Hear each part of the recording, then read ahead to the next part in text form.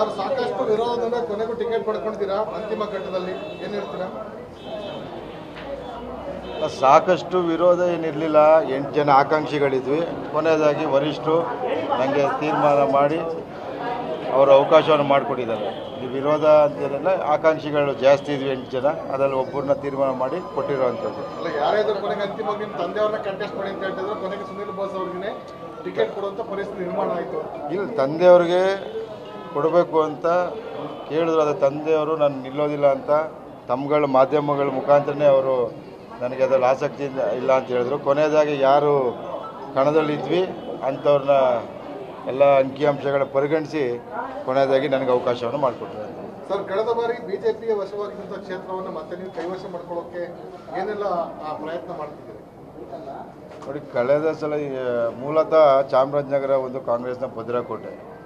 ಈಗ ಕಳೆದ ವಿಧಾನಸಭಾ ಚುನಾವಣೆಯಲ್ಲಿ 8 ಕ್ಷೇತ್ರಗಳಲ್ಲಿ 7 ಜನ ಕಾಂಗ್ರೆಸ್ ಶಾಸಕರಿದ್ದಾರೆ.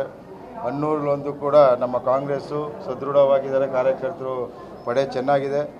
ಆದ್ದರಿಂದ ಕಳೆದ ಸಲ ಕೆಲವು ಆಗಿನ ಪರಿಸ್ಥಿತಿಗಳಿರ್ಬೋದು, ಸನ್ನಿವೇಶಗಳಲ್ಲಿ ಎಲ್ಲೋ ಒಂದು ಕಡೆ ಕಡಿಮೆ ಅಂತರದಿಂದ BJP ಬಂದಂಥದ್ದು. ಈ ಸಲ 100ಕ್ಕೆ 100 ಅಲ್ಲಿ ನಮ್ಮ ಕಾಂಗ್ರೆಸ್ ಪಕ್ಷ 100ಕ್ಕೆ 100 ಅಲ್ಲಿ ಜಯವನ್ನು ಗೆಲ್ಲಿಸಿದರೆ ಜನಗಳು ನಮಗೆ ಆಶೀರ್ವಾದ ಮಾಡ್ತಾರೆ ಅಂತ ಸಂಪೂರ್ಣ ವಿಶ್ವಾಸ ನಮಗಿದೆ.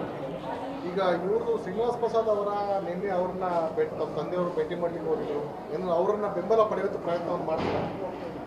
ಇಲ್ಲ, ಪ್ರಸಾದ್ ಸಾಹೇಬರು ನಮ್ಮ ಭಾಗದ ಒಬ್ಬರು ಹಿರಿಯ ರಾಜಕಾರಣಿಗಳು. ಸುದೀರ್ಘ 50 ವರ್ಷದ ರಾಜಕೀಯ ನಿವೃತ್ತಿ ಘೋಷಣೆ ಮಾಡಿದ್ಮೇಲೆ ತಂದೆಯವರು ಸೌಜನ್ಯಕ್ಕಾಗಿ ಅವ್ರ ನಿವೃತ್ತಿ ಘೋಷಣೆ ಮಾಡಿದ್ಮೇಲೆ ಅವರ ಜೊತೆ ಒಂದು ಸೌಹಾರ್ದಿತ ಭೇಟಿಗಾಗಿ ಹೋದರು. ಯಾವುದೇ ರೀತಿಯ ರಾಜಕೀಯ ಮಾತುಕತೆ ಆಗಿಲ್ಲ. ಅವರು ಇಬ್ಬರು ಕೂಡ ಅವರ ಆರೋಗ್ಯವನ್ನು ವಿಚಾರಿಸಿ, ನಮ್ಮ ವೆಂಕಟೇಶಣ್ಣ ಮತ್ತು ನಮ್ಮ ತಂದೆಯವರು ವಿಚಾರಿಸಿ, ಮತ್ತು ಯತೀಂದ್ರ ಸಿದ್ದರಾಮಯ್ಯ ಸಾಹೇಬರು ಎಲ್ಲ ಹೋಗಿ ಅವ್ರ ಹತ್ರ ಮಾತಾಡ್ಕೊಂಡು ಬಂದಿರೋವಂಥದ್ದು. ಯಾವುದೇ ರೀತಿಯ ರಾಜಕೀಯ ಚರ್ಚೆಗಳನ್ನ ಅವ್ರು ಮಾಡಿಲ್ಲ. ಮುಂದಿನ ದಿನಗಳಲ್ಲಿ ಅವರ ಅಭಿಮಾನಿಗಳಿಗೆ ಅವರೇನು ಸೂಚನೆ ಸಲಹೆ ಕೊಡ್ತಾರೆ ಅದು ಅವ್ರಿಗೆ ಬಿಟ್ಟಂಥ ವಿಚಾರ. ಸರ್, ಶ್ರೀನಿವಾಸ್ ಪ್ರಸಾದ್ ಅವರ ಅಳಿಯ ತಮ್ಮ ಏನು ಪಕ್ಷ ಸೇರ್ಪಡೆ ಬಗ್ಗೆ ಚರ್ಚೆ ನಡೆಸಲಾಗ್ತಾ ಇದೆ, ಇದು ನಿಮ್ಗೆ ಎಷ್ಟು ಹೆಲ್ಪ್ ಆಗುತ್ತೆ? ಇಲ್ಲ, ಈಗಾಗಲೇ ಅವರು ನಮ್ಮ ಮಾನ್ಯ KPCC ಅಧ್ಯಕ್ಷರ ಸಮ್ಮುಖದಲ್ಲಿ ಪಕ್ಷ ಸೇರ್ಪಡೆ ಆದರು. ನೋಡಿ, ಕಾಂಗ್ರೆಸ್ ಪಕ್ಷದ ತತ್ವ ಸಿದ್ಧಾಂತನ ಒಪ್ಪಿ ಯಾರೇ ಬಂದರೂ ಕೂಡ ನಾವು ಅವ್ರನ್ನ ಮುಕ್ತ ಮನಸ್ಸಿನಿಂದ ಸ್ವಾಗತವನ್ನು ಮಾಡ್ತೇವೆ. ಅವರು ಕೂಡ BJPಯಲ್ಲಿ ಯುವ ಮೋರ್ಚಾದ ಉಪಾಧ್ಯಕ್ಷ ಆಗಿದ್ದರು. ಅವರು ಕೂಡ ಅಲ್ಲಿ ಸಾಕಷ್ಟು ಸಂಘಟನೆಯನ್ನು ಮಾಡಿರೋಂಥದ್ದು. ಅವರು ಬಂದರೆ ನಮಗೂ ಕೂಡ ಎಲ್ಲೋ ಒಂದು ಕಡೆ ಅಲ್ಲಿ ಸಂಘಟನೆ ಮಾಡಿರೋದ್ರಿಂದ ಅವರ ಒಂದು ಬೆಂಬಲಿಗೂ ಕೂಡ ನಮಗೆ ಬೆಂಬಲಿಸುವಂಥ ಒಂದು ಅವಕಾಶವನ್ನು ಮಾಡಿಕೊಟ್ಟಂಗಾಗುತ್ತೆ. ಅದರಿಂದ ಅವರ ಮುಕ್ತ ಮನಸ್ಸಿಂದ ಎಲ್ಲರೂ ಕೂಡ ಪಕ್ಷಕ್ಕೆ ಸೇರ್ಪಡೆಯನ್ನು ಮಾಡಿದ್ವಿ. ಚಾಮರಾಜನಗರ ಲೋಕಸಭಾ ಕ್ಷೇತ್ರದ ಬಗ್ಗೆ ತಮಗೆ ಕನಸು ಏನಿದೆ?